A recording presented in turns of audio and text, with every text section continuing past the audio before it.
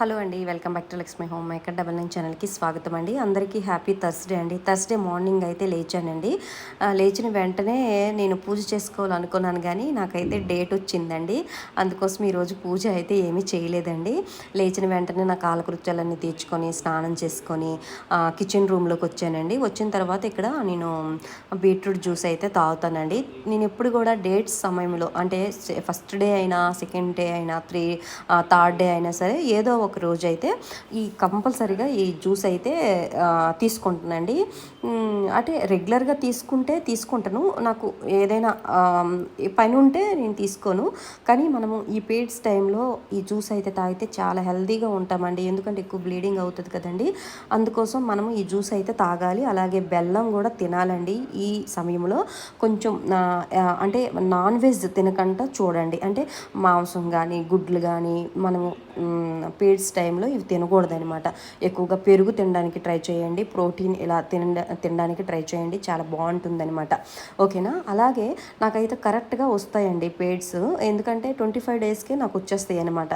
అలా వస్తే మన హెల్త్ అనేది కరెక్ట్గా ఉన్నట్టుగా అనమాట.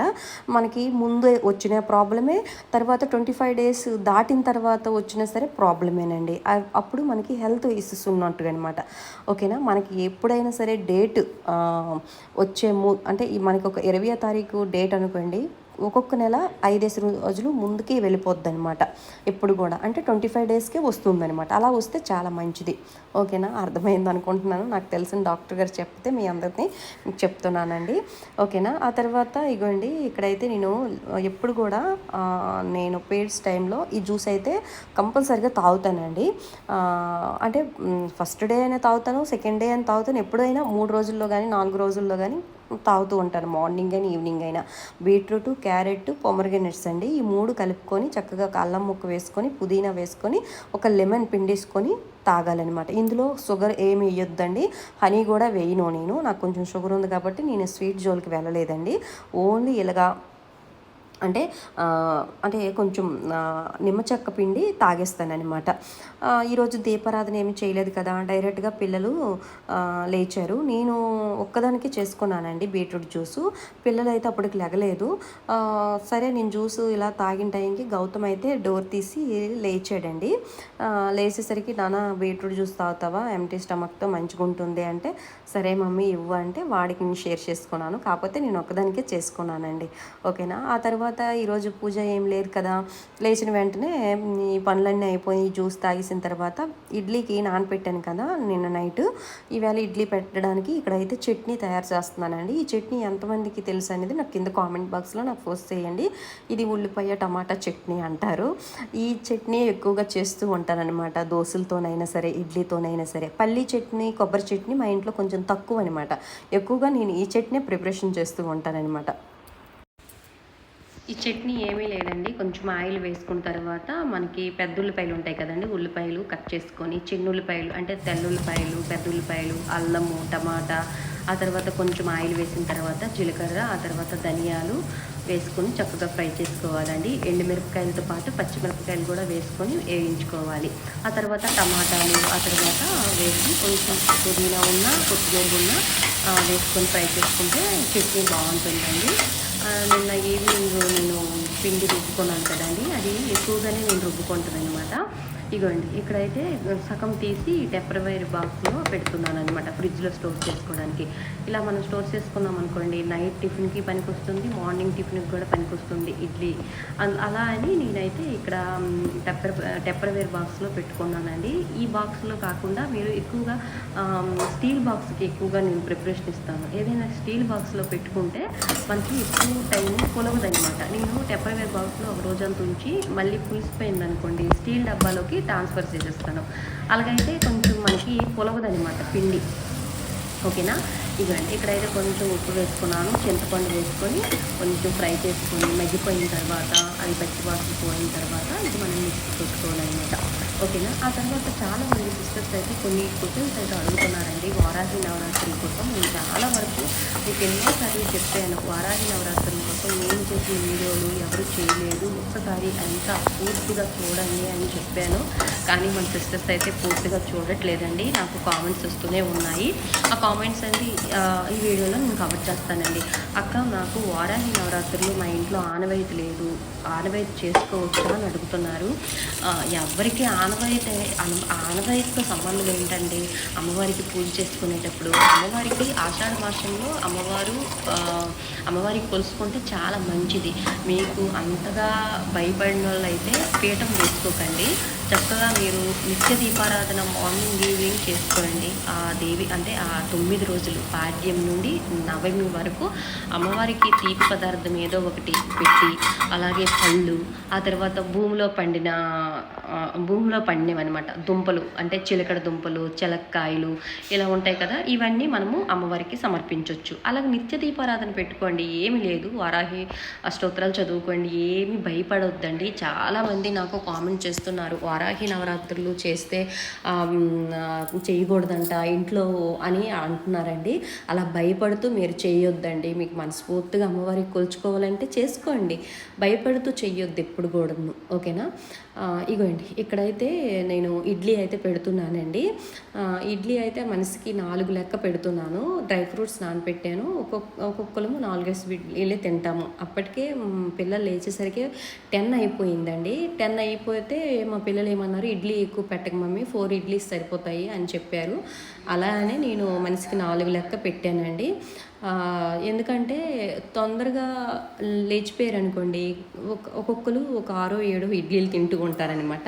కొంచెం లేట్గా లేచారనుకోండి మా పిల్లలు 4 ఇడ్లీలే తింటారు, మళ్ళీ లంచ్ మళ్ళీ చేయలేము అనేసి అందుకోసం నేను 4 ఇడ్లీసే పెట్టానండి. అంటే ఒక ట్రిప్పే పెట్టానమాట. మొన్న మీకు చూపించాను కదా కొత్త ఇడ్లీ పాత్ర, అదేనండి ఇది. బాగానే ఉందండి. నేనైతే కుక్కర్ ఈ విజిల్ టైపు ఉంటాయి, అది కూడా కొనుక్కోవచ్చు, కానీ ఆ సౌండ్ నాకు నచ్చదు, అందుకే నేను కొనుక్కోలేదు ఫ్రెండ్స్. ఓకేనా? ఆ తర్వాత ఇక్కడ ఇంకొక క్వశ్చన్ ఏం అడుగుతున్నారంటే, అక్క మీ ఇల్లు చాలా బాగుంది, మాకు నచ్చింది, ఒకసారి వాల్పేపర్ ఎక్కడ చేపించుకున్నావు, కర్టన్స్ ఎక్కడ చేపించుకున్నావు అని అడుగుతున్నారు. తప్పకుండా ఆ వీడియో మీకు పోస్ట్ చేస్తానండి. నేను వాల్పేపరు, ఆ తర్వాత ఇంకేంటి కర్టన్స్ కొనేటప్పుడు వీడియో తీసానండి. నాది స్టోరేజ్ సరిపోక డిలీట్ అయిపోయిందనమాట.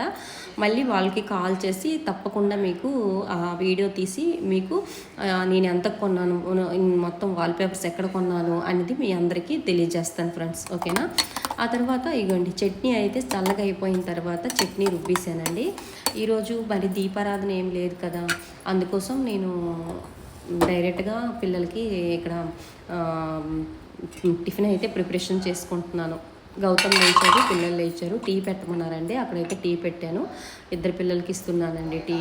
ఇగోండి, గౌతమ్ లేచిన వెంటనే అసలు బ్రష్ కూడా చేయడు, ముందు సిస్టమ్ దగ్గరికి వెళ్ళిపోతాడు, మెయిల్స్ అన్నీ చెక్ చేసుకుంటాడు, ఏ మెయిల్ వచ్చిందా ఏంటి అనేది. నేను ఇప్పుడు తిడుతూ ఉంటాను వాడికి, నాన్న లేచిన వెంటనే బ్రష్ చేసుకున్న తర్వాత చాయ్ తాగిన తర్వాత సిస్టమ్ దగ్గర కూర్చో అని. అయినా వెండనమాట. ఇగోండి, ఇక్కడ పిల్లలకైతే చక్కగా డ్రై ఫ్రూట్స్ అన్నీ ఒలిచి పెట్టేశానండి.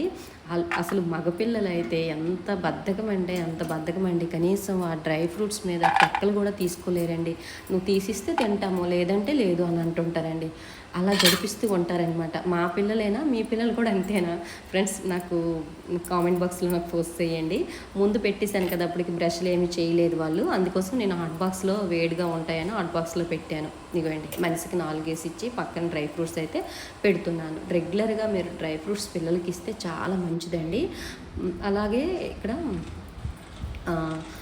మీకు వ్యూ చూపిస్తున్నానండి. ఈరోజు బాగా చల్లదనంగా ఉందండి, ఎండ రాలేదనమాట. చాలామంది ఇంకొక క్వశ్చన్ ఏంటి అడుగుతున్నారంటే, అక్క మీ ఇంట్లో విరాట్ కోహ్లీ ధోని ఫోటో ఉంది ఏంటక్క అని అడుగుతున్నారండి. అదేమీ లేదండి, ఫ్యాన్స్ అండి. ఇక్కడ మా అబ్బాయికి ధోని ఫ్యాను, అలాగే నా ఫ్యాన్ ఏంటంటే విరాట్ కోహ్లీ అనమాట. అందుకే నేను బ్లైండ్స్ ఇలా మేము పెట్టుకున్నామన్నమాట. ఇంకా మా అబ్బాయి గోడకి వేసేస్తాను అన్నాడండి. గోడకి వేస్తే బాగుంది కదా అనుకొని నేను అడిగి నచ్చ చెప్పి బ్లైండ్స్కి వెళ్ళామండి. టిఫిన్లన్నీ అయిపోయాయండి. టిఫిన్లన్నీ అయిపోయిన తర్వాత ఇవ్వండి వెనక బాల్కనీలో కూర్చొని గిన్నెలన్నీ తోముకుంటున్నాను. నేను ఎక్కువగా గిన్నెలు సింకులు తోమట్లేదండి. ఎందుకంటే సింక్ మళ్ళీ బ్లాక్ అవుతుందేమని భయం అనమాట. రెంట్ హౌస్లో ఉండేటప్పుడు సింక్ ఒక్కొక్కసారి బ్లాక్ అయ్యేది అనమాట. అందుకని నేను బయట తోముకుంటున్నాను భయానికి. చిన్న చిన్నవి అయితే సింక్లో వెజిటబుల్స్ కడుక్కోవడానికి, చిన్న చిన్న దేవుడు పాత్రలు ఇవన్నీ అయితే సింక్లో తోముకుంటున్నానండి. ఆ తర్వాత గిన్నెలన్నీ తోమేసానండి. తోమేసిన తర్వాత లంచ్కి అయితే ప్రిపరేషన్ అయితే చేస్తున్నాను. ఇక్కడైతే నేను బంగాళదుంప ఫ్రై చేస్తున్నానండి. బంగాళదుంప ఫ్రై చేసి రైస్ కూడా పెట్టాను. మా తమ్ముడు కాల్ చేశాడు, అక్క నేను లంచ్కి వస్తాను, రైస్ పెట్టేస్తాను అన్నాడు. అందుకోసం నేను అప్పటికి ఇంకా నేను బంగాళదుంపలు వస్తే కట్ చేస్తున్నాను. ఆ టైంలో తమ్ముడు అప్పుడప్పుడు లంచ్కి వస్తూ ఉంటాడు అనమాట. సరే అనుకొని నేను ఇక్కడైతే బంగాళదుంప కర్రీ చేశాను. ఆ తర్వాత రైస్ పెట్టానండి, రసం చేశానండి. లంచ్ అయితే సింపుల్గా చేసుకున్నానండి. మీరు ఏం చేశారు అనేది నాకు కింద కామెంట్ బాక్స్లో నాకు వస్తాయండి. ఇవ్వండి మాది చిన్న తప్పాల్లో నేను పెట్టుకుంటున్నానండి. ఆ తర్వాత నేను తమ్ముడు వేసుకున్నానని ఎక్స్ట్రా అయితే పెట్టాను. కొంచెం ఉండిపోతే నైట్కి ఉండిపోతే ఎవరో ఒకరు పిల్లలు తినేస్తారు కదా అనేసి నేను కొంచెం ఎక్కువగానే పెట్టానండి. ఇవ్వండి బంగాళదుంప ఫ్రై చేసేటప్పుడు లాస్ట్లో నేను కస్తూరి మెంతి ఉంటుంది కదండి డ్రైది, అది వేస్తే చాలా బాగుంటుందండి. డ్రై కస్తూరి మెంతే కాదండి, ఫ్రై చేసేటప్పుడు మామూలుగా మనము మెంతాకు ఉంటుంది కదండి, ఆ మెంతాకు పొటాటో ఫ్రై చేసినా చాలా టేస్టీగా ఉంటుందండి. నాకు ఇష్టం అనమాట ఈ కర్రీ. అందుకోసమే ఇదండి ఎలా నేనైతే ఫ్రై చేసుకున్నాను. ఫ్రై చేసుకున్న తర్వాత లంచ్ అయితే ప్రిపరేషన్ అయితే చేసుకున్నాను ఫ్రెండ్స్. రేపైతే నేను మంచి వీడియోతో మీ ముందుకు రావాలనుకున్నాను, కానీ ఒక 2 days తర్వాత మళ్ళీ వీడియోస్ పెడతాను. ఇల్లు క్లీనింగ్ చేసుకున్న తర్వాత మనకి నవరాత్రులు వస్తున్నాయి కదా, నాకు కొంచెం హ్యాపీనెస్గా ఉందండి.